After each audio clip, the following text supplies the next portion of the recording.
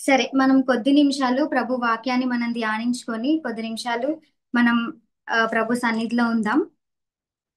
యెషయా గ్రంథం 43వ అధ్యాయం 18, 19 వచనాలు చదువుకుందాం. మునుపటి వాటిని జ్ఞాపకము చేసుకొనుకుడి, పూర్వపు కాలపు సంగతులను తలంచుకొనుకుడి. ఇదిగో నేనొక నూతన క్రియ చేయుచున్నాను, ఇప్పుడే అది మొలుచును, మీరు దాన్ని ఆలోచింపరా? నేను అరణ్యములో త్రోవ కలుగజేయుచున్నాను, ఎడారిలో నదుల పారు చేయుచున్నాను. దేవుడి చిన్ని వాక్యాన్ని దీవించిన గాక. చిన్న మాట మనం ప్రార్థన చేసుకొని ప్రభు సహాయాన్ని కోరుకుందాం. మమ్మల్ని మిక్కిలిగా ప్రేమించిన మా ప్రియ పరలోక మా తండ్రి, ఇంతవరకు మీరు చేసిన మీ సహాయాన్ని బట్టి నీకు వందనాలు స్తోత్రాలు చెల్లించుకుంటున్నాం. పగలంతా నైనా ఆరాధనలో మాకు తోడుగా ఉన్నందుకు నీకు వందనాలు స్తోత్రాలు చెల్లించుకుంటున్నాం. ఈ సాయంకాల సమయంలో తండ్రి కొద్ది నిమిషాలు నీ పాదాల యొద్ద తండ్రి నీ దగ్గర మేము ప్రభా నేర్చుకోవడానికి, నీ దగ్గర ప్రభా మేము కొన్ని నేర్చుకోవడానికి నీవు అనుగ్రహించిన ఇటు మంచి సమయాన్ని బట్టి నీకు వందనాలు స్తోత్రాలు చెల్లించుకుంటున్నాం. తగిన వారం కాదు, చిన్నవారం ప్రభా తండ్రి, యోగ్యత లేని వారం, పాపులము దుర్మార్గులము తండ్రి నాయన, మీకు దూరంగా ఉన్న వాళ్ళం ప్రభా. అయినప్పటికీ నీ కృప చేత తండ్రి, అయినప్పటికీ దేవా నీ ప్రేమ చేత, నీ కరుణ, నీ దయ చేత మమ్మల్ని ఇక్కడికి తీసుకొని వచ్చి, నీ సన్నిధికి తీసుకొని వచ్చి నీ సాక్షులుగా మమ్మల్ని నిలబెట్టిన విధానాన్ని బట్టి దేవా నీ వాక్యాన్ని ప్రచురం చేయడానికి, నీ గురించి కొన్ని విషయాలు చెప్పడానికి నీవు అనుగ్రహించిన ఇటు మంచి అవకాశాన్ని బట్టి నీకు వందనాలు స్తోత్రాలు చెల్లిస్తున్నాం తండ్రి. కూడి వచ్చిన బిడ్డలందరినీ బట్టి నీకు వందనాలు ప్రభా. నాయన వాక్యం వినటానికి వినగలిగిన చెవులను, గ్రహించగలిగిన మనస్సును మీరు దయచేయండి దేవా. మేము మాట్లాడితే వ్యర్థం కానీ మీరే మా ద్వారా మాట్లాడి మీ ఆత్మ నడిపింపును మాకు దయచేయమని మీ సన్నిధిలో ప్రార్థిస్తున్నాం. నీకు వందనాలు స్తోత్రాలు చెల్లించుకుంటూ ప్రభా ఈ వాక్యాన్ని మీరే దీవించి తండ్రి మాకు విరిచి వడ్డించమని మీ సన్నిధిలో ప్రార్థిస్తూ మా ప్రభుని రక్షకుడైన యేసుక్రీస్తు నామం పేరిట అడిగి వేడుకుంటున్నాం తండ్రి. ఆమేన్.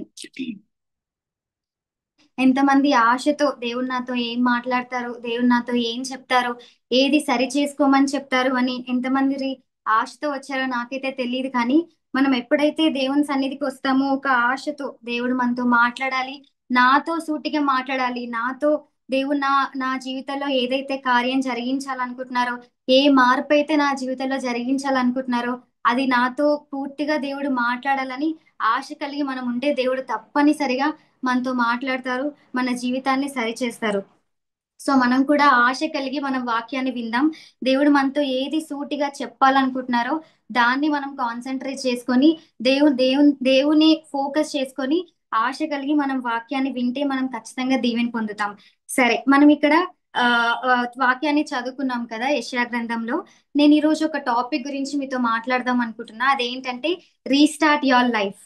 సో రీస్టార్ట్ అనే అంశం గురించి నేను మీ వద్దకు తీసుకొని వచ్చి దాని ద్వారా నేను మాట్లాడాలని ఆశపడుచున్నాను.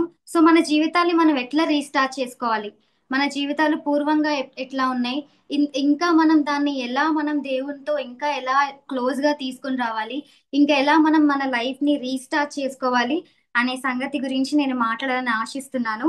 సో మనం కొన్ని వ్యక్తులని బైబిల్లో నుంచి, గ్రంథంలో నుంచి కొంతమందిని వాళ్ళ లైఫ్ ని ఎలా రీస్టార్ట్ చేసుకున్నారో మనం చూసుకుంటే అది మనకి ఎంతో ప్రయోజనకరంగా ఉంటుంది. కాబట్టి కొన్ని వ్యక్తులని మీ ముందుకు నేను తీసుకొని రావాలని ఆశిస్తున్నాను. మొట్టమొదటిగా మనం మొట్టమొదటిగా రూతు గ్రంథం, మొట్టమొదటిగా రూతును మనం జ్ఞాపకం చేసుకుంటే, రూతు గురించి మనకు అందరికీ తెలుసు కదా. చిన్నప్పటి నుంచి సండే స్కూల్ కానీ, మనం చాలా సార్లు స్త్రీల కూడిక కానీ మనం చాలా సార్లు రూతు గురించి వినే ఉంటాం. రూతు పరిస్థితి ఏంటి, రూతు అంతటిని మనం ఎప్పుడు వింటూనే ఉంటాం కదా. అవును, రూతు ఒక అన్యురాలు, ఒక మోయాబీరాలు. రూతు ఆమె ఒక అన్యురాలు. నయోమి ఎప్పుడైతే ఆ బెత్లహేంను విడిచిపెట్టి, అక్కడ కరువు వచ్చింది అని చెప్పి ఆ బెత్లహేంని విడిచిపెట్టి మోయాబు దేశానికి సుఖం కోరటానికి ఆమె వచ్చింది కదా. అప్పుడు తన ఇద్దరు కుమారులని మోయాబు స్త్రీలకు ఇచ్చి ఆమె పెళ్లి చేసింది. ఆ రెండవ కుమారుడి భార్య పేరే ఈ రూతు అన్నమాట. సో రూతు జీవితంలోకి వస్తే మనకి ఎంతో ఆదర్శప్రాయంగా రూతు ఉంటుంది. అందరు మనం బైబిల్లో ఉన్న స్త్రీలను చూస్తే మనకి ఎక్కువగా గుర్తొచ్చేది రూతే. సో రూతు ఒక అన్యురాలు అయినప్పటికీ దేవుని ప్రభు యేసుక్రీస్తు వంశావళిలో ఆమె పేరు ఉండడానికి గల కారణాలు ఏంటి? అవును, ఆమె అన్ని కోల్పోయింది కదా. ఆమె అన్యురాలుగా ఉండి మోయాబ్ దేశంలో ఉండి ఆ ఆ ఆ, నయోమి కొడుకుని పెళ్లి చేసుకున్న తర్వాత వాళ్ళ జీవితంలో ఒక పెద్ద ఆ నష్టం తన జీవితంలో కలుగజేసింది కదా. ఏంటి? తన మామగారిని కోల్పోయింది, తన బావగారిని కోల్పోయింది. తర్వాత తన సొంత భర్తను కూడా ఆమె కోల్పోయిన స్థితిలో ఉంది. అవును, ఆమె కోల్పోయిన దాని తర్వాత తన తోటి కోడలు ఓర్ఫా కూడా తనని విడిచి వెళ్ళిపోయినట్లుగా మనం వాక్యంలో చూస్తాం. అవును, తమ జీవితంలో రూతు జీవితంలో సమస్తాన్ని ఆమె కోల్పోయిన స్థితిలో మనం చూస్తాం అన్నమాట. వాళ్ళకి ఎవరు పిల్లలు కూడా లేరు కదా.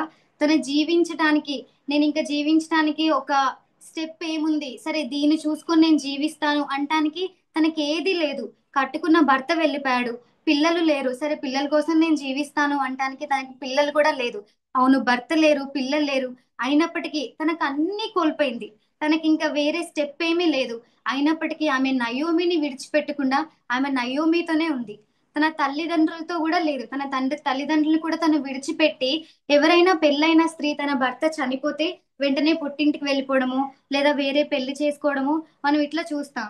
కానీ రూతు మాత్రం అందరినీ కోల్పోయినప్పటికీ, ఎవ్వరూ లేనప్పటికీ నయోమిని ఆమె విడిచిపెట్టకుండా నయోమిని హత్తుకొని ఉంది. అదే తన జీవితానికి ఒక పెద్ద రీస్టార్ట్ గా అయిపోయింది అనమాట. అన్ని కోల్పోయినప్పటికీ నయోమిని విడిచిపెట్టకుండా నయోమితోనే ఉండి, నయోమి ఏది చెప్తే అది చేస్తుంది. అవును, రూతు 1వ అధ్యాయం 16వ వచనం మనం చూస్తే, రూతు నా వెంబడి రావద్దనియు నన్ను పెట్టమని నన్ను బతిమిలాడుకొనవద్దు. నీవు వెళ్ళు చోటికే నేను వచ్చేదను, నీవు నివసించు చోటనే నేను నివసించెదను. నీ జనమే నా జనము, నీ దేవుడే నా దేవుడు. నీవు మృతి పొందు చోటను నేను మృతి పొందెదను, అక్కడనే పాతి పెట్టబడెదను. మరణము తప్ప మరి ఏదైనను నన్ను ప్రత్యేకించిన ఎడల యెహోవా నాకు ఎంత కీడు చేయను గాక అనెను. అవును, రూతు ఎంతగా చెప్తుంది, నయోమి నువ్వు నన్ను రావద్దు అనకు, నువ్వు నన్ను నీ ఇంటికి రావద్దు అని చెప్పకు, నేను నీతోనే వస్తాను అని చెప్పి రూతు చెప్తుంది కదా. నీ జనమే నా జనం, నీ దేవుడే నా దేవుడు అని చెప్పి, నువ్వు ఎక్కడైతే మృతి పొందుతావో, నువ్వు ఎక్కడ పాతి పెడతావో అక్కడే నేను పాతి పెడతా, అక్కడే అని చెప్పి ఆమె ఎంత పట్టుదలతో ఒక రీస్టార్ట్ ని ఆమె లైఫ్ లో తన రీస్టార్ట్ ని చేసింది కదా.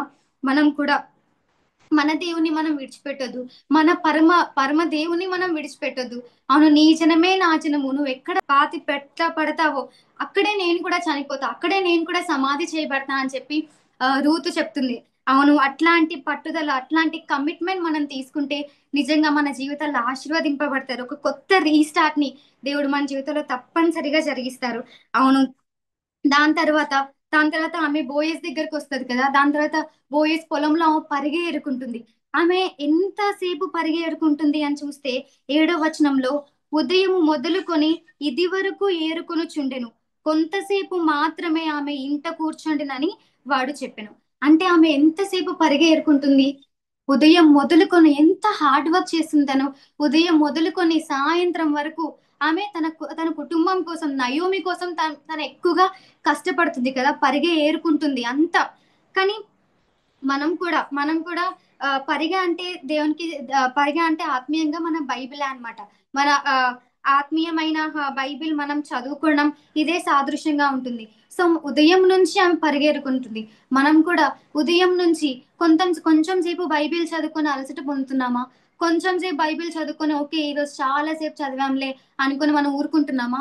అట్లుండదు కదా. రూతు వలె ఉదయం నుంచి సాయంత్రం వరకు ఆమె పరిగె ఏరుకుంటూనే ఉంది. అవును, మనం ఉదయం నుంచి సాయంత్రం వరకు ప్రభువునే తలుస్తూ, ఆయన మన పట్ల చేసిన కార్యాలనే తలుస్తూ, ఉదయం మొదలుకొని సాయంత్రం వరకు ఆయననే తలంచుకుంటే మనకి ఎంతో ఆశీర్వాదకరం. మనం బైబిల్ చదువుతాం, ఒక 1 అవర్ అట్లా మనం టైం ని లిమిట్ చేసుకోవద్దు అనమాట. పొద్దున్నే లేసి ఒక 1 అవర్ చదువుకొని, బైబిల్ చదువుకొని ప్రార్థన చేసుకున్నాం ఇంకా అయిపోయింది ఈరోజు షెడ్యూల్ అని అనుకోవద్దు.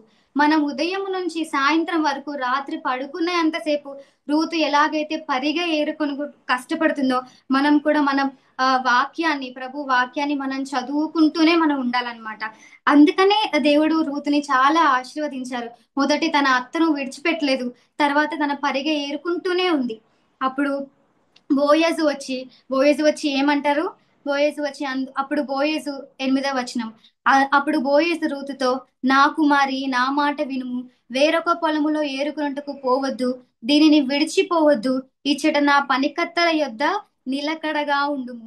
అవును, బోయజ్ వచ్చి ఏం చెప్తున్నాడు, నిలకడగా ఉండుము, నా దగ్గర నిలకడగా ఉండుము. అవును, రూతు నయోమిని హత్తుకొని పరిగె ఏరుకుంటున్నప్పుడు బోయజు తన దగ్గరికి వచ్చి ఏం చెప్తున్నాడు? నువ్వు ఇక్కడ నిలకడగా ఉండమ్మా, నువ్వు ఇక్కడ ఇంకా వేరొక పొలంలోకి నువ్వు వెళ్ళొద్దు అని చెప్పి బోయజ్ చెప్తున్నారనమాట. బోయజ్ ని మనం ఆత్మీయంగా, బోయజ్ ని యేసుక్రీస్తు ప్రభు వారితో మన సాదృశ్యంగా మనం చూసుకోవచ్చు.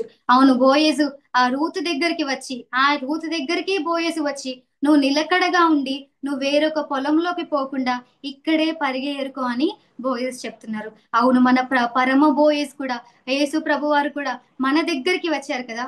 మనం పాపంలో ఉన్నప్పుడు, మనం ఆ పడిన స్థితిలో, ఆ గాఢాంధకారంలో, పాపపు ఊబిలో మనం ఉన్నప్పుడు ప్రభు యేసుక్రీస్తు వారు మన దగ్గరికి వచ్చారు. వెదకని మనకి, మనం వెదకలే కదా దేవుణ్ణి. మనం వెదకకుండా దేవుడే మనం పుట్టక మునిపే ఆయన అనాది కాలపు ఆ సంకల్పాన్ని నెరవేర్చుకుంటకు ఆ పరలోకాన్ని విడిచి ఈ లోకానికి ఆయన మన దగ్గరికి వచ్చారు. బోయేజ్ ఎట్లాగైతే రూతు దగ్గరికి వచ్చాడో, ప్రభు యేసుక్రీస్తు వారు కూడా మన దగ్గరికి వచ్చి మనల్ని ఆదుకొని మనల్ని ప్రేమించడానికి ఆయన మన దగ్గరికి వచ్చారు. అప్పుడు రూత్ ఏమంటుంది చూడండి, 10వ వచనంలో, ఏమి తెలిసి పరదేశనైన నాయందు లక్ష్యముంచినట్లు నీవు కటాక్షము కలిగినవు అని చెప్పగా. దాని తర్వాత 13వ వచనం ఒకసారి మనం చూస్తే, అందుకు ఆమె, నా ఏలినవాడా, నేను నీ పనికత్తెలలో ఒకదానిని కాకపోయినను నీవు నన్ను ఆదరించి నీ దాసురాలగు నాయందు ప్రేమ కలిగి మాట్లాడితే గనుక నా ఎడల నీకు కటాక్షము కలగనిమ్మని చెప్పాను. అవును, నాయందు ప్రేమ కలిగి మాట్లాడి నన్ను ఆదరించి, అవును, ఎప్పుడైతే బోయేజ్ రూతు దగ్గరికి వచ్చాడో ఆ బోయేజ్ యొక్క మాటలు ఆమెను ఎట్లా పరిచాయంట, ఆదరించాయి. ఇంతకు ముందు ఆమె ఆదరణ లేనిగా ఉంది కదా, అన్ని కోల్పోయి, సమస్తాన్ని కోల్పోయి వట్టి చేతులతో తను బెత్లహేంకి వచ్చినప్పుడు, బోయేజు దగ్గరికి వచ్చినప్పుడు బోయేజు మాటలు ఆమెని ఆదరించాయి. ఆమె బోయేజు ప్రేమను ఆమెను పొందుకుంది. ఇంతకు ముందు ఆమెకి ప్రేమ లేదు, ఇంతకుముందు ఆ ప్రేమను కోల్పోయింది, ఆ ఆదరణను కోల్పోయింది. కానీ బోయేస్ ఎప్పుడైతే తన లైఫ్ లోకి వచ్చారో, తన జీవితంలోకి ఎప్పుడైతే బోయేస్ ఎంటర్ అయ్యారో, తనకి ప్రేమ వచ్చింది, తనకి ఆదరణ వచ్చింది. అవును, మనం కూడా ఎప్పుడైతే ప్రభువైన యేసుక్రీస్తు వారు మన జీవితంలోకి వస్తారో మనం ఆదరించబడతాం, మనం ప్రేమింపబడతాం. అవును, ఈ లోకంలో ఎక్కడ మనకు ఆదరణ లేదు కదా.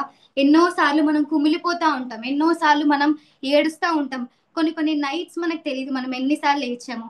కానీ ప్రభు యేసుక్రీస్తుకి సమస్తం తెలుసు. ఆయన ఆదరించేవాడు, ఆయన మనల్ని ప్రేమించేవాడు. ఆయన ప్రేమ పొందుకుంటున్నామా? ఆయన ఆదరణ పొందుకుంటున్నామా? నిజంగా ఆయన ఎరిగిన వారంగా మనం ఉంటున్నామా? అవును, రూత్ అయితే బోయజ్నే కోరుకుంది. ఆయన అడిగిన వాటికంటే, ఊహించిన వాటికంటే అత్యధికంగా ఇచ్చేవాడు. కానీ రూత్ ఏం కోరుకుందంట? బోయజ్నే కోరుకుంది. నాకు ఇంకేం వద్దు దేవా, నువ్వే. మనం కూడా ఏసుక్రీస్తునే మనం కోరుకోవాలి. ఇంకేం వద్దు, నువ్వు ఉంటే చాలు ప్రభా, నువ్వు నా జీవితంలో ఉంటే చాలు, నా లైఫ్ ఇంకా నీకు నీకు మహిమార్థకరంగా మార్చబడుతుందని చెప్పి మనం ఏం కోరుకోవాలి? మనం యేసుక్రీస్తు ప్రభువారినే కోరుకోవాలి. అప్పుడే రూత్ లైఫ్, రూత్ స్టోరీ మొత్తానికి మారిపోయింది. ఎప్పుడైతే బోయేసు తన లైఫ్ లోకి ఎంటర్ అయ్యారో తన చాప్టరే మారిపోయింది. యేసు ప్రభు వారి వంశావళిలో రూతు చేర్చడం మనం చూస్తున్నాం. అవును, ఎంత బ్లెస్సింగ్ రూతు పొందుకుందో మనం ఇక్కడ చూస్తున్నాం. సో మనం ఎప్పుడైతే ప్రభుతో మనం రీస్టార్ట్ మన లైఫ్ చేస్తామో, ఎప్పుడైతే ప్రభుతో మనం రీస్టార్ట్ చేసి మన లైఫ్ ని కొనసాగించుకుంటామో, దేవుడు మన జీవితంలో గొప్ప కార్యాలు జరిగిస్తారు. అవును, ఆమె నయోమిని విడిచిపెట్టలేదు. ఆమె ఉదయం మొదలుకొని సాయంత్రం వరకు పరిగె ఏరుకుంది. దాని తర్వాత ఆమె బోయస్ ని ఆశ్రయించింది. బోయస్ ఆమె లైఫ్ లోకి చేర్చుకుందనమాట. అప్పుడే తన జీవితం తన జీవితం గొప్పగా ఆశీర్వాదకరంగా, బోయస్ నుంచి రూతు బోయస్ నుంచి ఓబేద్ వస్తారు, ఓబేద్ నుంచి దావీదు, దావీద్ నుంచి మన యేసు ప్రభు వారు. ఇలా ఆ వంశావళిలో పేరు చేర్చడానికి ఈ బైబిల్ గ్రంథంలో ఒక రూతు అనే చాప్టర్ కూడా ఉంచడానికి అది కారణమైందనమాట. సో మనం కూడా కోల్పోయిన వాటిని గురించి ఆలోచించకుండా, పోగొట్టుకున్న వాటి గురించి ఆలోచించకుండా, మన ముందున్న స్థితి, ముందు ఏముంది, ముందు మనకున్న పని ఏంటి, దాని మీద మనం కాన్సన్ట్రేట్ చేస్తూ ఒక రూతు వలె మనం ముందుకు సాగిపోతే, నీ జనమే నా జనం అంటుంది కదా. అవును, నీ దేవుడే నా దేవుడు అంటుంది. పౌలు కూడా ఎలాగైతే బ్రతుకుట క్రీస్తే చావైతే లాభం, బ్రతుకుటే ఇంకా నీ కొరకే బ్రతుకుతాయా, బ్రతుకుతే ఇంకా నువ్వే ఇంకా, ఇక లేదంటే నేను చనిపోతా ఇంకా అని చెప్పి పౌలు ఎలాగైతే చెప్పారో, రూతు కూడా అలాగే నీ జనమే నా జనం. రూత్ ఆ నయోమిని విడిచిపెట్టకుండా, నయోమిని హత్తుకుంటూ ఆమె జీవితాన్ని కొనసాగించినప్పుడు ఆమె ఎంతో దీవెనకరంగా ఉంది. సో రూతు గురించి మనం నేర్చుకోవాల్సింది ఏంటంటే, నయోమిని విడిచిపెట్టకుండా మనం పరిగే ఏరుకుంటూ బోయేస్ ని మన లైఫ్ లోకి ఎంటర్ చేసుకున్నప్పుడు మనం ఎంతో ఆశీర్వదింపబడతాం. దాని తర్వాత రూతు గురించి చూసుకుందాం కదా. దాని తర్వాత మనం మరి ఒక స్త్రీ గురించి చూసుకుందాం. ఈ స్త్రీ కూడా చాలా పాపాత్మురాలైన స్త్రీ అన్నమాట. చాలా ఆ పాపంలో ఉన్న స్త్రీ. యోహాన్ సువార్త 4వ అధ్యాయంలో చూస్తే సమరయ స్త్రీ గురించి మనం ఇక్కడ చూస్తాం. అవును, సమరయ స్త్రీ గురించి మనం చాలా సార్లు చదువుకుంటాం. కొత్త విషయాలు ఏం కాదు, ఆల్రెడీ మనం తెలిసిన విషయాలనే దేవుడు మనకి గుర్తు చేస్తున్నారనమాట. సమరయ స్త్రీ కూడా ఆమె ఎంత పాపం చేసిందో, సమరయ స్త్రీ తన ఎంత మందితో ఉందో, తనకి ఆ బయటికి రావడానికి కూడా తన ముఖం చెల్లట్లేదు. బయటికి వచ్చి నీళ్లు చేదుకోవడానికి కూడా అందరితో వచ్చి తను వచ్చి నీళ్లు చేదుకోవట్లే. ఎప్పుడు వస్తుందంట? మధ్యాహ్న కాల సమయంలో, ఎవ్వరూ లేని సమయంలో, ఎవ్వరు చూడని సమయంలో ఆమె వచ్చి నీళ్లు చేదుకుంటుంది. అంటే తన లైఫ్ ఎలా అయిపోయింది? ఒకరిని చూపించుకోవడానికి, తన ముఖం ఒకరిని చూపించుకోవడానికి కూడా లేని స్థితిలో తను ఉంటుంది. పాపం చేసిన స్థితిలో తను ఉంటుంది. తన జీవితంలో ఇంకా ఏదీ లేదు. 5గురు పెనిమిటిలతో తను ఉంటుంది. అవును, తన జీవితంలో గుర్తించదగిన ఒక మంచి కార్యం కూడా తను లేకుండా అయిపోయింది అనమాట సమరయ స్త్రీ. కానీ అయినప్పటికీ ఆ సమరయ స్త్రీ దగ్గరికి ఆ సమరయ స్త్రీ దగ్గరికి మన ప్రభు యేసుక్రీస్తు వారు ఆ యూదయ ఎక్కడి నుంచి యూదయ నుంచి వెళ్ళే ఆ ప్రాంతంలో సమరయ మార్గం నుంచి వెళ్తున్నప్పుడు సమరయ స్త్రీ దగ్గర ఆయన సంభాషిస్తారనమాట. 12 గంటలు ప్రభు ప్రయాణం చేసి సమరయ స్త్రీ దగ్గరికి వచ్చి సమరయ స్త్రీని దాహం అడుగుతారు. అవును, ఎంతసేపు ప్రయాణం చేసి ఒక్క సమరయ స్త్రీని రక్షించడానికి, ఆమెను రక్షించడానికి దేవుడు జర్నీ చేసి ఆమె దగ్గరికి వస్తారు. అవును, ఏమీ లేదు ఆమె జీవితంలో, అన్ని ఏమీ లేదు. ఒక సుఖంకి ఆశపడి, తను సుఖంలో ఉండాలని, లోకంలో ఉండాలని, ఆ సుఖంలో ఉండటానికి ఆమె ఆశపడి ఆమె జీవితాన్ని ఆ లోకానికి అప్పగించుకుంది. కానీ అప్పగించుకున్న ఆ స్త్రీ దగ్గరికి కూడా మన ప్రభు అయిన యేసుక్రీస్తు వారు వచ్చి సంభాషణ చేయడం చూస్తున్నాం. అవును, మన దేవుని గొప్పతనం, మన ప్రభు గొప్పతనం ఇక్కడ చూస్తున్నాం కదా. పాపం చేసిన స్త్రీ దగ్గరికి, తన దగ్గరికి దేవుడు వచ్చి దేవుడు మాట్లాడుతున్నారనమాట. వచ్చి నాకు వాటర్ ఇవ్వు, నాకు నీళ్ళు ఇవ్వు అని ప్రభు ఆమెను అడుగుతాడు. ఆమెను అడిగినప్పుడు ఏం చెప్తా చూడండి. 7వ వచనంలో, సమరయ స్త్రీ ఒక నీళ్లు చేదుకొంటకు అక్కడ రాగా యేసు నాకు దాహమునకిమ్మని ఆమెను అడిగాను. ఆ దాని తర్వాత 9వ వచనం, ఆ సమరయ స్త్రీ, యూదుడవైన నీవు సమరయవైన నన్ను దాహమునకిమ్మని ఏలాగ అడుగుచున్నావని ఆయనతో చెప్పెను. అవును, నువ్వు యూదుడవు కదా, నేను సమరయుని కదా, నా సమరయులు యూదులతో మాట్లాడరు కదా, వాళ్ళకి సాంగత్యం లేదు కదా, నువ్వు ఎలా వచ్చి నన్ను వాటర్ అడుగుతున్నావు, నువ్వు ఎలా వచ్చి నన్ను నీళ్ళు అడుగుతున్నావు అని చెప్పి సమరయ స్త్రీ క్వశ్చన్ చేస్తుంది. అవును, అసలు ఆయన ఎలాంటి వాడో, అసలు ఆయన ఎవరో ఈమె తెలిస్తే ఆమె ఆ క్వశ్చన్ చేయకపోయేది. కానీ ఎరుగని కారణం చేత ఆమె నువ్వు ఎట్లా వచ్చి నన్ను నీళ్ళు అడుగుతున్నావు అని చెప్పి సమరయ స్త్రీ అడుగుతుంది. కానీ దేవుడు ఆమెను తాను ఆమె కనుపరుచుకొని ఆమె కనపరుచుకున్న తర్వాత ఆమె గుర్తిస్తుంది. యేసుక్రీస్తు ఎలాగైతే తనతో మాట్లాడుతున్నారో, ఎలాగైతే తనను ఆదరిస్తున్నారో చూసిన తర్వాత తను గుర్తిస్తుంది అనమాట. 25వ వచనంలో, ఆ స్త్రీ ఆయనతో, క్రీస్తు అనబడిన ఈ మెస్సయ్య వచ్చునని నేను ఎరుగుదును, ఆయన వచ్చినప్పుడు మాకు సమస్తమును తెలియజేయనని చెప్పగా, యేసు నీతో మాట్లాడుచున్న నేనే ఆయననని ఆమెతో చెప్పెను. లాస్ట్కి ఆమె కనుగొన్నది ఎవరంటే, ఆ మెస్సయ్య ఎవరు, నాతో మాట్లాడుతున్న ఈయననే ఆ మెస్సయ్య అని ఆమె కనుగొనడం మనం ఇక్కడ చూస్తాం. అవును, ఆమె ధర్మశాస్త్రం అంతా తన చదివింది, ధర్మశాస్త్రం అంతా తనకి తెలుసు. ఎక్కడ ఆరాధన చేయాలి, మేము ఇంత దూరం ఆరాధన చేయడానికి రావాలా అని ఆమె క్వశ్చన్ వేస్తుంది. అంటే ఆమెకు ధర్మశాస్త్రం అంతా తెలుసు. కానీ సడన్ గా ఆమె పాపంలో పడిపోయి ఆ లోకానికి అప్పగించుకొని తన జీవితం అంతా నాశనం చేస్తుంది. అవును, తనకి ఇప్పుడు ఏం కావాలి? తనకి ఇప్పుడు రీస్టార్ట్ కావాలి. తన లైఫ్ లో యేసు ప్రభు వారు వచ్చిన తరువాత తన జీవితం ఎంతగా మార్పు చెందింది. ఒకప్పుడు యేసుక్రీస్తు ప్రభు వారు లేని జీవితం, కానీ ఇప్పుడు ఆమె యేసుక్రీస్తు ప్రభు వారిని అంగీకరించింది. క్రీస్తు అనబడిన మెస్సయ్య మీరే కదా, నువ్వే కదా అని చెప్పి ఆమె ఆమె గుర్తించి ఆమె జీవితంలోకి ప్రభువైన యేసుక్రీస్తు వారిని ఆహ్వానించినట్టు మనం చూస్తున్నాం. సో ఆమె కూడా తన లైఫ్ ని రీస్టార్ట్ చేసింది. ఒకప్పుడైతే తన బయటికి రావడానికి కూడా తనకు ముఖం లేదు, బయటికి రావడానికి కూడా తనకు ముఖం చెల్లలేదన్నమాట. అమ్మో, నా ముఖం ఎవరికి చూపించుకుని, ఎందుకంటే తన అంత పాపంలో, అంత దీన స్థితిలో, లేదా అంత పడిపోయిన స్థితిలో ఆమె ఉంటుంది. కానీ ఎప్పుడైతే ప్రభువారు తన జీవితంలోకి వచ్చి తన ద్వారా ఆమె రీస్టార్ట్ చేసుకొని ఆమె కుండ విడిచిపెట్టి ఆమె వెళ్ళిపోయింది కదా. మనం ఇక్కడ 28వ వచనం చూస్తాం. ఆ స్త్రీ తన కుండ విడిచిపెట్టి ఊరిలోకి వెళ్ళి, అవును, ఆమె కుండను విడిచిపెట్టింది. ఆ దాహం, ఆ యొక్క నీళ్లు చేదుకునే ఆ కుండను ఆమె విడిచిపెట్టి ఊర్లోకి వెళ్ళింది. అవును, మన జీవితాల్లో చాలా పాపాలు మనం విడిచిపెట్టవలసిన మన పాపాలు మన జీవితంలో ఉన్నాయేమో అని మనం గ్రహించాలి. అవును, మనం చాలా చేస్తా ఉంటాం. బైబిల్ చదువుకుంటా ఉంటాం, ప్రేయర్ చేస్తా ఉంటాం, ఆ ప్రతి ప్రతి ఆదివారం దేవుని సన్నిధికి వెళ్తా ఉంటాం. కానీ ఏదో ఒక చిన్నది ప్రభు నుంచి మనల్ని దూరం చేస్తా ఉంటుంది కదా. ఆ ఒక్క ఆ ఒక్క పని, ఆ ఒక్క కార్యం, లేదా ఆ ఒక్క థింగ్ ఏదో మనల్ని చాలా దూరం చేస్తా ఉంటుంది. అన్నీ మనం సక్రమంగా జరిగిస్తాం, అన్నీ కరెక్ట్ గా ఉంటుంది. కానీ ఆ ఒక్కటి ఏదో విడిచిపెడితే, ఆ ఒక్కటేదో మనం మన దగ్గర నుంచి ఆ బంధాలు కానీ, ఆ ఫ్రెండ్షిప్ కానీ, ఇంకా ఏదైనా అదొక్కటి మనం విడిచిపెడితే దేవుడు మనల్ని ఎంతగానో ఆశీర్వదిస్తారు. కుంటే విడిచిపెట్టి ఆమె ఊరిలోనికి వెళ్ళి, మీరు వచ్చి నేను చూసిన వన్నియు నాతో చెప్పిన మనుషుల్ని చూడుడి, ఈయన క్రీస్తు కాడా అని ఆ ఊరి వారితో చెప్పగా, వారు ఊరిలో నుండి బయలుదేరి ఆమె యొద్దకు వచ్చి చుండిరి. అవును, ఆమె పరిగెత్తుకొని, ఆమె ఇంతకు ముందు యేసు ప్రభు వారు ఆమె లైఫ్ లో లేనప్పుడు ఆమె ఒంటరిగా ఒక క్లోజ్డ్ వాల్స్ లో ఆమె ఉంది. ఒక క్లోజ్డ్ వాల్స్ లోనే ఆమె ఉంది.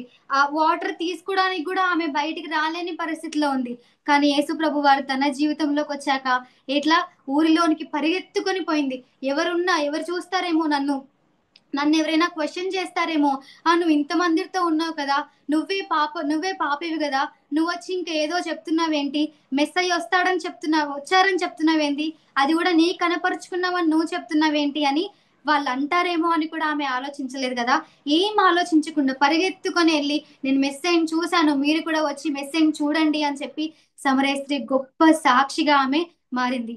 అవును, మనం కూడా ప్రభుతో మనం ఎప్పుడైతే రీస్టార్ట్ చేస్తామో మనకి ధైర్యం వస్తుంది, మనకి బోల్డ్నెస్ వస్తుంది. మనం ప్రభుతో రీస్టార్ట్ చేసినప్పుడు మనం సాక్షులంగా మారుతాం, ప్రభుకి మనం సాక్షులంగా ఉంటాం. మనం ఈ లోకంలో ఎందుకు జీవిస్తున్నాం, అసలు మనం ఎందుకు ఇక్కడ ఉన్నాం? దేవునికి సాక్షులంగానే ఉంటానికి కదా. మన ప్రభువుకి మన సాక్షులంగా ఉండటానికి మనం ఇక్కడ పిలువబడినాం. అవును, లాస్ట్ కి 39 వచనంలో మనం చూస్తే, నేను చేసినవన్నీ నాతో చెప్పిన సాక్ష్యం ఇచ్చిన స్త్రీ యొక్క మాటను బట్టి ఆ ఊరిలోని సమరయులలో అనేకులు ఆయన యందు విశ్వాసం ఉంచిరి. అవును, ఎప్పుడైతే యేసు ప్రభుని ఆమె ఆహ్వానించి ఊరిలోనికి వెళ్ళి ఆమె సువార్త ప్రకటించిందో, ఆ ఊరి ఊరి ప్రా ఆ ఊరి రక్షింపబడింది. ఆ ఊరు వారందరూ విశ్వాసం ఉంచారు. ఆ ఊరి వారందరూ ప్రభుని ఎరగడానికి ఆమె ఒక కారణమైందనమాట. అవును, మనం కూడా మన లైఫ్ ని రీస్టార్ట్ చేయాలి. ఎలా చేయాలి? ఆయనతో చేయాలి. మనం ఏమన్నా పాపం చేస్తే ఆ పాపాలన్నీ ఒప్పుకొని క్రీస్తుని ప్రభుని మన స్వంత రక్షకుడిగా అంగీకరించి మనం మన లైఫ్ ని రీస్టార్ట్ చేసినప్పుడు అనేకులని ప్రభు వైపు త్రిప్పే వాళ్ళంగా మనం ఉంటున్నాం.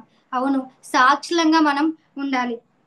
మనం ఒకసారి మన లైఫ్ ని ఎగ్జామిన్ చేసుకుంటే, పరీక్షిస్తే, మనం నిజంగా సాక్షులంగా ఉంటున్నామా? మన కాలేజ్ లో, మన స్కూల్స్ లో, మనం వర్క్ చేసే ప్లేస్ లో నిజంగా మన సాక్షులంగా ఉంటున్నామా? నిజంగా ఆయన ప్రేమను మనం చూపిస్తున్నామా? నిజంగా మనం నిజంగా ఆయన ప్రేమను చూపిస్తున్నామా? ఆ దేవుడు మనలో ఉంచిన ఆ ప్రేమను వేరే వాళ్ళకి చూపిస్తున్నామా? దేవుణ్ణి నమ్ముకోండి, ఆ నిత్య నరకాగ్ని ఉంది అని చెప్పి సువార్త మనం కొందరినైనా రక్షింపగలుగుతున్నామా? ఇన్ని సంవత్సరాలు రక్షణ పొందాం, ఇన్ని సంవత్సరాల క్రొత్త అనుభవ జీవితం, క్రొత్త అనుభవ అదంతా మనకు ఉంది. కానీ ఒక్కరినైనా మనం ఇంకా ప్రభు దగ్గరికి ఆ ఆత్మను మనం నడిపించలేకపోతున్నాం. ఒక్కరినైనా మనం సువార్త చెప్పి మార్చలేకపోతున్నాం. అవును, ఇది మనకి చాలా దుఃఖం. మనల్ని మనం పరిశీలించుకోవాల్సినది. ఇది మీకు కానీ, చెప్పే నాకు కానీ, ఇది మనం చాలా ఎగ్జామిన్ చేసుకోవాలన్నమాట. మనం ఎంతమందిని, సమరయ స్త్రీ అయితే ఒక్కసారి విన్నది వెంటనే తను ఊరిలోనికి వెళ్ళి అందరికీ చెప్పింది, మారు మనసు పొందండి, మెస్సయ్య నేను చూసా, మీరు కూడా రండి అని చెప్పి తన ద్వారా అందరూ రక్షింపబడ్డారు. అవును, మన ద్వారా ఎంతమంది రక్షింపబడుతున్నారు? మన ద్వారా ఎంతమందిని మనం కొంతమందిని అయినా సంఘంలోకి చేరుస్తున్నామా? ప్రభు వచ్చి నువ్వు ఎంతమందిని రక్షించావు, నీ ఆత్మ లేరి నా కోసం నువ్వు ఎంతమందిని సంపాదించగలుగుతావు అని దేవుడు మనల్ని ప్రశ్న అడిగితే మన ముఖాలు ఎక్కడ పెట్టుకుంటాం? మనం ఏం సమాధానం చెప్తాం? అవును ప్రభు, నేను ఇంతమందిని రక్షించాను, ఇంతమందిని నీ దగ్గరికి నడిపించాను, ఇంతమందికి నేను సువార్త చెప్పాను అని మనం చెప్పగలిగిన వారంగా ఉంటామా? మన ఫలాలు ఏవి, నీ ఫలాలు ఏవని ప్రభు వచ్చి మనల్ని అడిగితే మనం ఏం చెప్తాము? కొందరినైనా ఒక తీర్మానం చేసుకుందాం. దేవా, నేను నా లైఫ్ ని రీస్టార్ట్ చేస్తా. నేను నీకు సాక్షిగా ఉండాలని నేను ఆశపడుతున్నా. నేను నీకు సాక్షిగా ఉండాలని నేను ఇష్టపడుతున్నా దేవా. కొందరినైనా ఒక డెసిషన్ మనం తీసుకుందాం. కొందరినైనా నీ సన్నిధిలోకి నేను చేరుస్తా. ఒక్కరినైనా చాలు ప్రభా, ఈ సంవత్సరంలో నేను ఒక్కరినైనా నీ సన్నిధికి నేను తీసుకొస్తా. ఒక్కరినైనా అట్లీస్ట్ నేను వారికి సువార్త చెప్తాను. నాకు అవకాశం ఇవ్వు. నువ్వు నాకు ఆ దారిని తెరవజే, ఆ దారిని నువ్వు నాకు సరళం చేయి అంటే దేవుడు తప్పనిసరిగా ఆ దారిని మనకి సరళం చేస్తారు. కొందరినైనా మనం ప్రభువులోకి నడిపించే వారిగా మనం తప్పనిసరిగా ఉంటాం. సో సమరయ స్త్రీ ఎప్పుడైతే యేసు ప్రభుని తన జీవితంలోకి చేర్చుకొని తను ప్రభుని ఆహ్వానించి ఎలాగైతే సాక్షిగా ఉంటుందో, మనం కూడా ఇతరులకు మనం కూడా దేవునికి సాక్షులంగా ఉండాలి. ఇతరులను మనం దేవుళ్ళకి నడిపించే వారిగా ఉండాలి. అవును. ఇంకొక వ్యక్తిని చూసి మనం ఇంకా ముగించుకుందాం. ఆ పేతురు గారిని కూడా మనం చూస్తాం కదా. పేతురు గారి గురించి మనకు తెలియాల్సింది ఏమీ లేదు, మనకు ముందే తెలుసు. 3 సార్లు ఏం చేశాడు పేతురు గారు? 3 సార్లు బొంగాడు. 3 సార్లు అబద్ధం ఆడారు. 3 సార్లు తను నాకు యేసు ప్రభు అంటే ఎవరో తెలీదు, నువ్వు కూడా యేసు ప్రభు శిష్యుడు కదా అంటే, కాదు కాదు నేను కాదు కాదు అని చెప్పి 3 సార్లు ఆ పేతురు గారు బొంకారు. వెంటనే ఏం కూసింది? కోడి కూసింది. మనం కోడి కూయంగానే మనకి ఏది గుర్తొస్తుంది? కోడి కూయంగానే మనకి లేవాలి, ఇంకా నిద్ర నుంచి లేవాలి అని గుర్తొస్తుంది. కానీ పేతురు గారికి కోడి కూయంగానే ఏం గుర్తొస్తుంది? ప్రభు చెప్పిన మాట తనకు గుర్తొస్తుంది. అవును, పేతురు కూడా తప్పిపోయిన స్థితిలో మనం చూస్తాం.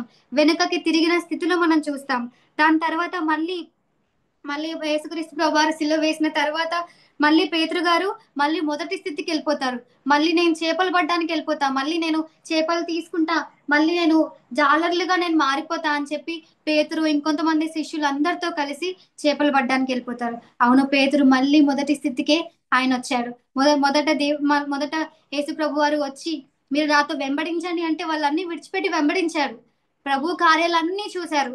దేవుడు ఏమేమి అద్భుత కార్యాలు జరిగించారు, ఏం ఆత్మీయ కార్యాలు, ఆత్మ కార్యాలు చేశారు, అవన్నీ చూస్తూ వస్తున్నప్పటికీ కూడా పేతురు మళ్ళీ వెనక్కి తిరిగి చూశారు. మళ్ళీ వెనక్కి తిరిగి మళ్ళీ నేను చేపలు పడతాను, మళ్ళీ జారలుగానే ఉంటాను అని చెప్పి ఆయన మళ్ళీ వెనక్కి తిరిగి వెళ్ళిపోయారు. కానీ దేవుడు మీరు మీరు మనుషులు పట్టే జారులుగా చేస్తానని దేవుడు పేతురు వారిని పిలిస్తే వాళ్ళు వినకుండా మళ్ళీ చేపలు పడ్డానికే వెళ్తారు. కానీ అప్పుడు ప్రభు వారు పేతురికి ప్రత్యక్షమై, వాళ్ళందరికీ ప్రత్యక్షమై ఒక్క ప్రశ్న దేవుడు అడుగుతున్నారు. ఏమడుగుతున్నారు? 15 వచనంలో, వీరికంటే నీవు నన్ను ఎక్కువగా ప్రేమించుచున్నావా? మళ్ళీ 16 వచనంలో, సీమోను నన్ను ప్రేమించుచున్నావా? మళ్ళీ 17 వచనంలో, యోహాను కుమారుడైన సీమోను నన్ను ప్రేమించుచున్నావా?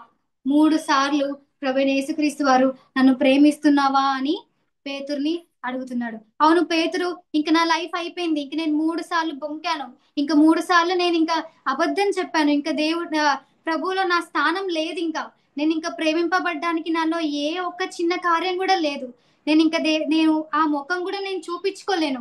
అవును, ముఖం చూపించుకోలేక ఆయన సముద్రంలో దూకినట్టు మనం ఇక్కడ చూస్తాం. నేను దేవుడి దగ్గర అబద్ధం ఆడాను అని చెప్పి ఆయన వెనక్కి తిరిగి మళ్ళీ వెళ్ళిపోతున్నాడు. కానీ వెనక్కి తిరిగి వెళ్ళిపోతున్న ఆ సమయంలో ప్రభు వచ్చి నువ్వు నన్ను ప్రేమిస్తున్నావా అని చెప్తున్నాడు. ఆ మాటలో ఎంత అర్థం ఉందంటే, నేను నిన్ను ప్రేమిస్తున్నాను, నువ్వు అట్లా అనుకోకు, నేను నిన్ను ప్రేమించట్లే అని నువ్వు అనుకోకు, నేను ప్రేమిస్తున్నాను అని చెప్పి యేసుప్రభు వారు తనకి గుర్తు చేస్తున్నారు. నువ్వు ప్రేమిస్తున్నావా అంటే, నీకు తెలుసు కదా ప్రభా, నీవే ఎరుగుదువు అని ఆయనతో చెప్తే, అప్పుడు నా గొర్రెలను మేపుము అని మొదటిసారి ప్రేమిస్తున్నావా అంటే గొర్రెలను మేపుము అని చెప్తాడు. రెండోసారి ప్రేమిస్తున్నావా అంటే ప్రేమిస్తున్నావు ప్రభా, అప్పుడు నా గొర్రెలను నువ్వు కాయుము అని చెప్తారు. సో సో దేవుడు కూడా మనల్ని కూడా ప్రేమిస్తున్నారు. వీరందరికంటే, ఇక్కడున్న వారందరికంటే నువ్వు నన్ను ఎక్కువగా ప్రేమిస్తున్నావా? మనల్ని మనం ప్రశ్నించుకోవాలి. అవును, మరి వీరందరికంటే నన్ను ఎక్కువగా ప్రేమిస్తున్నామా? నిజంగా దేవుని ప్రేమిస్తున్నామా? ఏదో బెనిఫిట్స్ కోసమో ఏదో దానికోసమో మనం ప్రేమిస్తున్నామా? నిజంగా రూత్ వలె ఆయననే మనం కోరుకుంటున్నామా? ఆయన ప్రేమనే మనం కోరుకుంటున్నామా? ఒకసారి మనం గుర్తించుకోవాలి. పేతురు కూడా మళ్ళీ పశ్చాత్తాపడి మళ్ళీ ఆయన లైఫ్ ని రీస్టార్ట్ చేసినప్పుడు దేవుని యొక్క ప్రభు యొక్క సంఘాన్ని పేతురికి అప్పగించినట్లు మనం చూస్తున్నాం. అవును, గొప్పగా సువార్త ప్రకటించడానికి ఆయన గొప్పగా దేవుడు ఆయన్ని వాడుకున్నాడు. ఎప్పుడు? ఆయన లైఫ్‌ని రీస్టార్ట్ చేసినప్పుడు. పశ్చాత్తాప పొంది, ఆ ప్రభువులో ఉండి ఆయన లైఫ్‌ని రీస్టార్ట్ చేసినప్పుడు దేవుడు ఆయన్ని గొప్పగా వాడుకున్నారు. ఆయన గొప్పగా దేవుడు ఆయన్ని దీవించాడు. అవును, మనం కూడా మన లైఫ్‌లో ప్రభువుని ప్రేమిస్తూ, ప్రభు గురించి మన సాక్షులంగా ఉంటూ, ప్రభువుని హత్తుకుంటూ, ప్రభువునే మనం కోరుకుంటూ, అవును, మనం ఇంకనూ పాపులమై ఉండగా ఆయన మనల్ని ప్రేమించాడు. ఆ పరలోకం నుంచి విడిచి, భోగభాగ్యాలన్నిటిని విడిచి తమ కుమారుణ్ణి మన కోసం అనుగ్రహించారు. మనం ఏ స్థానంలో ఉన్నాం? మనం పాపులంగా ఉన్నప్పుడు ఆయన మనల్ని ప్రేమించాడు. ఆయన ప్రేమ ఇంకా మనకు అందుబాటులో ఉంది. ఆయన ప్రేమను మనం పొందుకోవాలన్నమాట. సో మనం కూడా మన లైఫ్ ని రీస్టార్ట్ చేయాలి. ఒకసారి మనం కళ్ళు మూసుకొని మన జీవితాలను మన జీవితాలను మనం ఒకసారి ఎగ్జామిన్ చేసుకుందాం. మనం కళ్ళు మూసుకొని, అవును, మనం ఎలా మన లైఫ్ ని రీస్టార్ట్ చేసుకోవాలి? ఇంతకు ముందు మన జీవితం ఎలా ఉంది? మనం ప్రభువుని ఆహ్వానించినాక ఇప్పుడు మన జీవితం ఎలా రీస్టార్ట్ చేసుకుందాం? ఎలా రీస్టార్ట్ చేసుకోవాలి అని మీరు అనుకుంటున్నారో మంచిగా ఈరోజు ఈవినింగ్ వెళ్ళి ఒక పేపర్ తీసుకొని, ప్రభా నేను నా లైఫ్ ని రీస్టార్ట్ చేయాలనుకుంటున్నాను, నా లైఫ్ ని నేను ఇలా రీస్టార్ట్ చేయాలనుకుంటున్నాను అని ప్రార్థనా పూర్వకంగా, అవును, ఇంతకు ముందు సరిగ్గా నేను బైబిల్ చదువుకోలేదు, ఏదో నామకే వాస్తుగా చదువుకున్నాను, ఇప్పుడు నేను నీ దగ్గర నేర్చుకుంటాను, నాతో మాట్లాడు అని చెప్పి మనం కొన్ని పాయింట్స్ మనం రాసుకొని మనం మన లైఫ్ ని రీస్టార్ట్ చేసుకుందాం. అవును, ఇంతకు ముందు ఇలా ఉన్నాను, ఇప్పుడు నేను ఇలా నా జీవితాన్ని మార్చుకోవాలనుకుంటున్నాను, ఇలా నా జీవితాన్ని మలుచుకోవాలనుకుంటున్నాను, నేను ఇంతకు ముందు సరిగ్గా ప్రార్థన చేసుకోలేదు, ఇప్పుడు ఎక్కువగా ప్రార్థన చేయాలని నేను డిసైడ్ అవుతున్నా దేవా. కొందరినైనా నీ సన్నిధికి తీసుకుని రావాలని, కొందరినైనా కొందరినైనా నీ సంఘంలోకి చేర్చాలని నేను ఆశపడుతున్నాను. కొన్ని డెసిషన్స్ ని మనం తీసుకొని మనం ప్రభులో కొనసాగుదాం. అవును. మళ్ళొకసారి గుర్తుంచుకొని, పేతురు జీవితాన్ని గుర్తు చేసుకొని, రూతు జీవితాన్ని గుర్తు చేసుకోండి.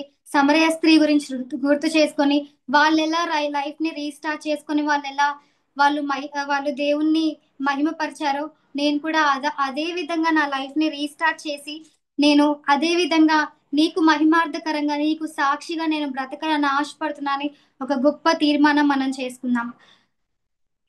ఒక చిన్న ప్రార్థన చేసుకొని మనం ఈ వాక్యాన్ని ముగిద్దాం. మహాపరిశుద్ధ ప్రేమ గలతని నీ ఘనమైన శ్రేష్టమైన నామానికి స్తోత్రాలు. అవును తండ్రి, ఈ దేవా, ఈ బిడ్డలు ప్రభా తండ్రి జీవితాన్ని రీస్టార్ట్ చేయడానికి, నీతో రీస్టార్ట్ చేయడానికి మేము ఒంటరిగా ఉండి తండ్రి నాన్న మీకు వేరే ఉండి మేము ఏది సాధించలేం ప్రభా. నీతో ఉండి చేస్తేనే, మీతో ఉండి తండ్రి నాన్న మా జీవితం కొనసాగిస్తేనే తప్ప తండ్రి నాన్న మా జీవితం మేము కొనసాగించలేం ప్రభా. మేము మా జీవితాన్ని రీస్టార్ట్ చేయాలని ఎంతగానో ఆశపడుతున్నాం. కొంతమందిని నేను నీ సన్నిధికి తీసుకొని రావాలని ఆశపడుతున్నాం. అవును, ఎంతమంది అయితే కొన్ని డెసిషన్స్ తీసుకోవాలని ఆశపడుతున్నారో ఆ డెసిషన్స్ అంతటిని మీరు దీవించి వారు అది చేయగలలాగా మీరే వాటిని సఫలీకృతం చేసి ఫలభరితమైన జీవితాన్ని మాకు దయచేయమని మీ సన్నిధిలో ప్రార్థిస్తున్నాం. చిన్న బిడ్డలందరినీ, మమ్మల్ని అందరినీ నీ చేతికి సంపూర్ణంగా అప్పచెప్పుకుంటూ ఈ విరిచి వడ్డించిన వాక్యాన్ని మీరు దీవించి నూరంతలుగా ఫలింప చేయమని మీ సన్నిధిలో ప్రార్థిస్తూ మా ప్రభుని ప్రేక్షకుడైన యేసుక్రీస్తు నామం పేరిట అడిగి వేడుకుంటున్నాం తండ్రి. Amen. Amen. Wow, thank you so much Remi అక్క. ఆ, చాలా బాగా ఉంది కదా మెసేజ్. ఎంతమందికి టచ్ అయింది ఈ మెసేజ్? నాకు మాత్రం చాలా టచ్ అయింది రెమి అక్క చెప్తుంటే. Restart your life. మనము త్రీ పీపుల్స్ గురించి విన్నాము: రూతు, సమరయ స్త్రీ మరియు పేతురు. కదా, రూతు తన కంఫర్ట్నెస్ ని వదిలిపెట్టి, తన సిచ్యువేషన్ బాగాలేకపోయినా నయోమితో వెళ్ళింది కదా. తన పేరెంట్స్ దగ్గరికి వెళ్తే చాలా బాగుంటది సిచ్యువేషన్, మళ్ళీ మ్యారేజ్ చేసుకోవచ్చు, ఒక ఫ్యామిలీని తను స్టార్ట్ చేయొచ్చు. కానీ సిచ్యువేషన్స్ బాగాలేకపోయినా షీఈస్ విత్ నయోమి అన్నమాట. సో విడిచిపెట్టకుండా నయోమితో వెళ్ళింది తను. బైబిల్ గ్రంథంలో రాయబడింది. ఇంత గొప్ప సాక్షిగా రూతు నిలబడింది, తను రీస్టార్ట్ చేసింది కదా. అలానే సమరయ స్త్రీ తను కుండ విడిచిపెట్టి వెళ్ళింది కదా. అలానే మన లైఫ్ లో కూడా చాలా ఉంటాయి కుండలు, మనం మోస్తూ ఉంటాము. అవన్నీ విడిచిపెట్టి, మనలో ఎలాంటి లైఫ్ అనేది ఉంటుందో అది విడిచిపెట్టి, సమరయ స్త్రీ విడిచిపెట్టి తను వెళ్ళి సువార్త ప్రకటించింది. తను సిగ్గుమాలిన జీవితం జీవించింది. కానీ యేసు ప్రభు వారు తన జీవితంలో రాగానే తను సాక్ష్యం చెప్పడానికి, అందరికీ గాస్పల్ ప్రీచ్ చేయడానికి, అందరికి సువార్త ప్రకటించడానికి, మెస్సేజ్ చూశాను, నాతో పాటు రండి, మీరు కూడా వచ్చి చూడండి అని చెప్పడానికి తను సిగ్గు పడకుండా, ఎవరేమనుకుంటారో అని చూడకుండా తను ఊరికెళ్ళి తను స్వాత ప్రకటించింది కదా. సో తను విట్నెస్ గా ఉంది, సాక్షిగా ఉంది. అలానే పేతురు కూడా చాలా సార్లు ముమ్మారు మూడు సార్లు అబద్ధం ఆడారు కదా. అబద్ధం ఆడారు కదా. అయినప్పటికీ తను కూడా ఒక పాపంలో ఉన్నప్పటికీ, తను కూడా ఒకసారి దేవునికి దూరం అయినప్పటికీ, అయినప్పటికీ దేవుడు మళ్ళీ do you love me more than this అని అడుగుతున్నారు కదా. ఇప్పుడు కూడా ఈ రోజు కూడా దేవుడు మనతో అడుగుతున్నారు. మనం ఒకసారి మనం కూడా రక్షణ పొంది ఉంటాము, మనం కూడా దేవునికి దగ్గరగా ఉంటాము. ఒక్కొక్కసారి కొన్ని సిచ్యువేషన్స్ వల్ల, కొన్ని సిచ్యువేషన్స్ వల్ల మనం కూడా దేవునికి చాలా దూరం అయిపోయినట్టు ఉంటాము. కానీ ఈ రోజు దేవుడు అడుగుతున్నారు, do you still love me, do you still love me more than this అని అడుగుతున్నారు. Maybe I don't know, maybe you want to maybe you think that this is your end, or maybe you want to give up. కానీ today ఈ message ద్వారా మనం ఏం తెలుసుకుంటున్నామంటే, restart your life with Jesus Christ. ఎవరితోనో కాదు, restart your life with Jesus Christ అని ఈ మెసేజ్ ద్వారా మనం నేర్చుకుంటున్నాము. సో మీరందరూ ఉట్టి వినడమే కాకుండా టెస్ట్ మనీ కూడా రాస్తే చాలా బాగుంటది అని అనుకుంటున్నాము. ప్రతిసారి చెప్తున్నాము. మేము we hope that you are writing testimony. మాకు షేర్ చేయకపోయినా కానీ మీరు రాస్తున్నారని అనుకుంటున్నాము. ఈ మెసేజ్ ద్వారా మీ పాస్ట్ లైఫ్ ఎలా ఉంటుంది, ఇప్పుడు మీరు ఎలా మార్చుకోవాలనుకుంటున్నారు అని చెప్పేసి ఒక టెస్ట్ మనీ లాగా రాయండి. ప్రేయర్ చేసుకోండి బాగా. Thank you so much Remi అక్క for this wonderful message. Queenie, నువ్వేమన్నా షేర్ చేస్తావారా? Yeah, that was really a wonderful message. It is an eye opening message అని నేను అంటాను. చాలా బాగా రెమి అక్క మన మధ్యలో మాట్లాడారు. చాలా సంతోషంగా ఉంది. ఈ వాక్యము అనేది వాక్యం ద్వారా మనం నేర్చుకోవడం అనేది చాలా సంతోషం. మన వయసులో ఉన్న వాళ్ళందరూ ఇలాగ వాక్యం దగ్గరికి వచ్చి వాక్యాన్ని గ్రహించి వాక్యంలోనిది కంప్లీట్ గా నేర్చుకోవడానికి కొంతమందికి అవకాశం ఉండదు. బట్ మనం దేవుని సన్నిధిలోకి రావడానికి, దేవుని వాక్యాన్ని మనం నేర్చుకోవడానికి, దేవుని వాక్యంలో దేవుని యొక్క ప్రేమను మనం గ్రహించగలగడానికి దేవుడు మనకు దయచేస్తున్న కృప ఎంత గొప్పదో కదా. ఈ రోజు రమ్య అక్క మన మధ్యలో మాట్లాడిన అన్ని విషయాలు నేను వింటూ ఉన్నప్పుడు ఎంతో సంతోషంగా అనిపించింది. నాకు అన్ని విషయాలు విని అయిపోయిన తర్వాత I want give you a memory verse. Philippians chapter 3 verse 14, verse 13 లో లాస్ట్ లో ఉంటుందన్నమాట. వెనక ఉన్నవి మరిచి ముందున్న వాటి కొరకు వేగిరపడుచు క్రీస్తు యేసునందు దేవుని ఉన్నతమైన పిలుపునకు కలుగు బహుమానమును పొందవలెనని గురియొద్దకే పరిగెత్తుచున్నాను. ఈ వాక్యం పౌలు ఫిలిపియల సంఘానికి పౌలు రాస్తున్న వచనం కదా. వెనుకున్న వాటన్నిటిని మరిచి ముందున్న వాటి కొరకు పరిగెడుతున్నప్పుడు దేవుడిచ్చు అత్యధికమైన బహుమానం కొరకు పరిగెడుతూ ఉన్నారట కదా. మనం కూడా దేవుని కొరకు ఎన్నుకున్న వాటిని, ఆ రోజు రూతు వెనక్కి తిరిగి చూడలేదు, సమరే స్త్రీ వెనక్కి తిరిగి చూడలేదు, పీటర్ మళ్ళీ వెనక్కి తిరిగి వెళ్ళలేదు. They have restarted their lives and they are restored by God కదా. ఆయన మనల్ని రెస్టోర్ చేసేవాడు. ఎప్పుడైతే మనం రీస్టార్ట్ చేస్తామో he is the one who is going to restore us కదా. అలాంటి రెస్టోర్ చేసి మనం ఆయన కొరకు మనం పరిగెత్తినప్పుడు ఆయన అత్యధికమైన బహుమానాలను మనకి దయచేసేవాడని మనం ఈ వాక్యం అంతటిలో నేర్చుకుంటున్నాం. చాలా సంతోషం. మీ అందరూ జాయిన్ అయినందుకు చాలా హ్యాపీగా ఉంది. We're very happy to see you all again and again every week. మిమ్మల్ని కలవడానికి, మిమ్మల్ని చూడడానికి, మీతో మాట్లాడడానికి దేవుడు ఎంతో సహాయం చేస్తున్నందుకు we're very thankful to our lord. మన మధ్యలో ఉన్న ప్రనూష ఫ్రమ్ అనంతపూర్, తను వాళ్ళ మమ్మీకి బాగాలేదు అని ప్రేయర్ రిక్వెస్ట్ చేశారు. సో వాళ్ళ మమ్మీ కోసం మనం ప్రార్థన చేద్దాం. లాస్ట్ వీక్ కూడా మనం ప్రార్థన చేస్తూ వచ్చాం. సో మనం అందరం మళ్ళీ తిరిగి ప్రార్థన చేస్తూ మళ్ళీ మీటింగ్ లో కలిసిన ప్రతిసారి we want you all to join us in prayer. ఒకరికొరకు ఒకరు ప్రార్థించుకోవడం, ఒకరిని ఒకరు బోధించుకోవడం, ఆదరించుకోవడం కదా. ఎంతో సంతోషంగా మనము దేవుని సన్నిధిలో గడపడం అనేది ఎంతో ఆనందకరమైన విషయం. సో చిన్న ప్రార్థన చేసుకొని మనం ముగించుకుందాం. ఇంకేమన్నా ప్రేయర్ రిక్వెస్ట్లు ఉంటే please give us a chat 1 minute లో ఇస్తే మాకు విల్ ట్రై టు ప్రే.